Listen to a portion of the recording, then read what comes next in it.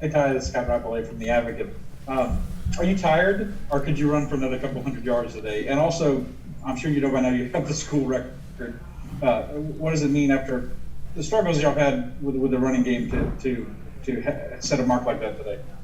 Yes, sir.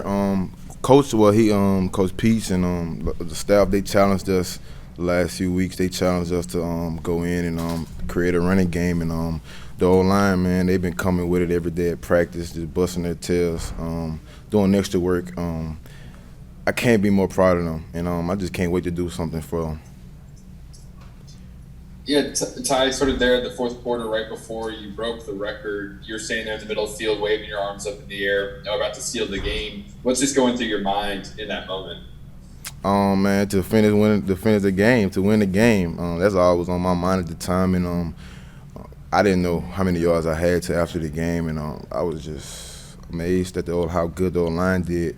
If you can see, those were big holes that I ran through. So shout out to them, and shout out to them for going out each and every day working hard. And yeah, it was a great win for the team. Hey Ty, so you credit your O-line a lot for opening those holes for you to run through. How would you describe their progression as an O-line and also your progression as a player and as a running back, being able to start the season the team barely running the ball, and now you're breaking school records for rushing yards? Mr. Jack Marucci, he had a lot to do with that also. He works with a lot of science stuff for us, and he went up to the coaches, just showing them like a few of our formations and just telling them what runs would be best for certain people, and just creating better blocking schemes for the line. And as you can see, it worked. So it was just a team effort. Hey, and I mean, when the success didn't come earlier this year and people were criticizing, I guess, how did you personally kind of handle a lot of the criticism going against you? Man, I just took it one day at a time and just worked my tail off each day.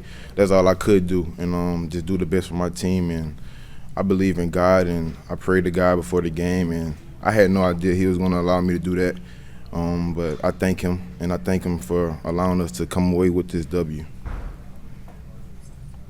Tyree, and you and your high school teammate there, Damone Clark, you were both on that 2019 national championship team. You've had your ups and downs today. What was it like for the two of you to kind of show out today and be heroes in this game? Man, it means a lot just to know that me and him been knowing each other since 2005 and been doing it with each other on every team we played together, whether it's middle school, high school, and now college. And I can't wait to hang out with him later.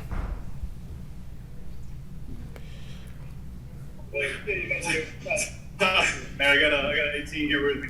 I guess when you feel that momentum shift and you know that this is working for us and they're going to start feeding you, I guess just what does that mentality do for a player as they try to kind of keep that snowball rolling forward? Well, I recall when Coach Peach, I want to say it was after Wednesday practice, he came and told me, he was like, "I'm going to lean on you this game," and I told him that it was no problem. I told him to feed me. I told him. And they did. And the O-line, they blocked. And we came away with the W. It's Adam Hunsucker. You mentioned earlier in the week how just the significance of wearing number 3 and really trying to hold it down and live up to that legacy with Coach Fall. Right. Taking away from the team. Just what does it mean for you to have this record-breaking performance today to not only pay tribute to him, but to get this team a win as well? Man, it's a great honor, man. Just to know the guys that came before me and set the records. But honestly, man, the O-line really came with it. They really turned it around, man. I just did my job, and they did an amazing job. And I just did great with the opportunity that I had. And O-line did great. And boy, I'm gonna do something special for them. I promise. I promise y'all I will. I promise. Yeah, Ty, this is Ron Higgins with Tiger Rag magazine. Coming into today, you ran for the season. You ran for 288 yards and 2 touchdowns. Today, you ran for 287 and 3 touchdowns. Were the holes just finally there that you wanted all season? I mean, and when you saw them, I mean, you just basically I finally got the holes I needed. Well, the O-line, they've been working their tails off the whole season. So it's just like everyone as a team, like the coaches, like the players, like everyone just bought in. And like I say, Jack Marucci, he helped a lot in that, just like helping us create schemes, different schemes for different runs. And yeah.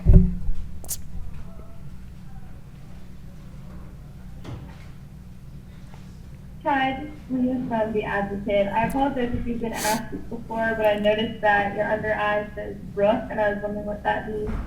Oh, this is my daughter. She makes 4 months this month on the 28th. This is my daughter. I love that girl so much, so much. All right, when do you think you'll have a chance to? When do you anticipate you'll have a chance to talk to Coach Falk after the game, and what do you think he'll say? My phone over there. I'm gonna call him as soon as we're done with the interview. Hey, Jamal, we're Andrews from LSU Tiger TV. Congratulations on the win. How would you speak to the defensive performance as a whole, and then you as a leader on this team, especially wearing number 18? What did you tell these guys before the game and all throughout the week to kind of get them in this game mindset and be able to get this win and show out like y'all did today? The biggest thing, I just told the defense, and just that, we got to play together. It's now or never. And, we had a great week of practice, also with the offense. Dre led the play-only meeting on Monday, and, he told us how it was, and we needed that. We just told each other that we're going to go out there and play for one another, and, that's what we did.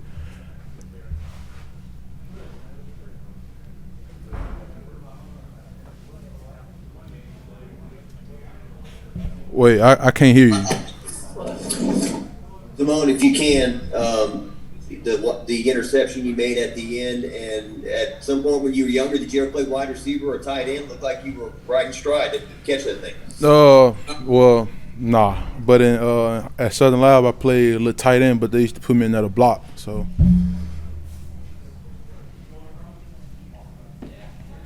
Yeah, I think when you had that interception, I'm pretty sure you ran straight to the student section. I guess just a game like this, back and forth, what is going through your mind that moment, especially with everything going on around the program? I really couldn't believe that. He threw the ball to me.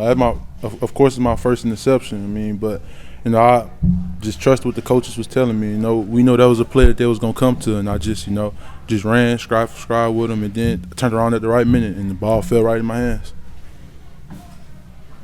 This is Josh Sibley with Louisiana Gator football. So on the interception, your coaches teaching, school and score, things like that. How going through that day, do you think Coach Jones is going to ride you about not scoring on that interception, or because when you did come earlier this year, when you did recover that fumble and you beat yourself up about not scoring on that touchdown, do you think that's going to be something to get yourself down on not scoring on this interception here? That was we do a lot of situations at practice, and that was a down situation. So I didn't want to risk fumbling or anything. So I knew catch the ball and just get down, and our offense was going to take care of the rest. When you said that you talked to the defense, we've got to play together, it's now or never. When did y'all have that kind of conversation?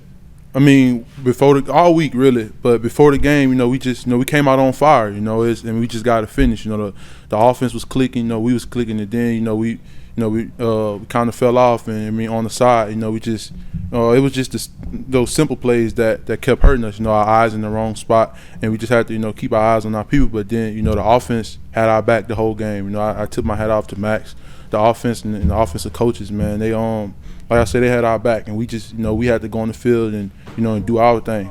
And they, when it all counted, our defense got on the field. We stopped them, and we won the game. Devon, Scott Rabelais from The Advocate. Obviously, you'd love to have the players back who are out hurt now and everything, but the guys who are left, did y'all have a different mentality this week? Was it a different, Coach mentioned backs against the wall? Is there something different about the way y'all approached the game with the players you had left that allowed y'all to fight back the way you did? One thing the coaches always harp on is next man up. So, we was going to have to play the game regardless. We wish we had our guys, that's out for the season. But, like I said, it's next man up. You know, that's why there's no ones and twos. You know, but I mean, I'm proud of the guys that stepped up today. Hey, Devon, when you're sitting on the sideline and watching the offense doing what they're doing, kind of old school pounding and punishing, is that kind of get the defense up, get you guys fired up as well? Oh yeah, it really does. I mean, it's no surprise. You know, we see that every day at practice. You know, we finally clicking on all cylinders. And I mean, like I say, the offense was on fire, and we had to get in there and make a stop, because we knew like like I said, all day the offense was doing their thing. You know, like I said, I took my head off to the offense. Simone, I guess somebody would like me to point out that two Southern Lab guys really showed out today. You and Tyree talk about that a little bit?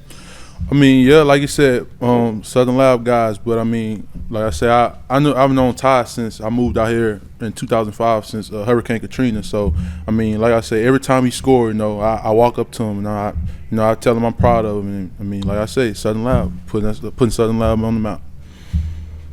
Max, you hadn't thrown the ball all fourth quarter. I guess just walk us through when you're at the goal line and get that call, what you're thinking, and walk us through it. Yeah, the reason why I didn't throw a ball the whole fourth quarter was because our O-line was dominating. Shout out to those guys. Shout out to Ty. Shout out to the coaches for calling the run plays. I think it just goes to speak for how hard some of the guys, the O-line and the backs have been working. And that play we really haven't worked that all week. That kind of what happened. We haven't worked that way. But yeah, we ended up scoring. And shout out to Jure for having 3 touchdowns.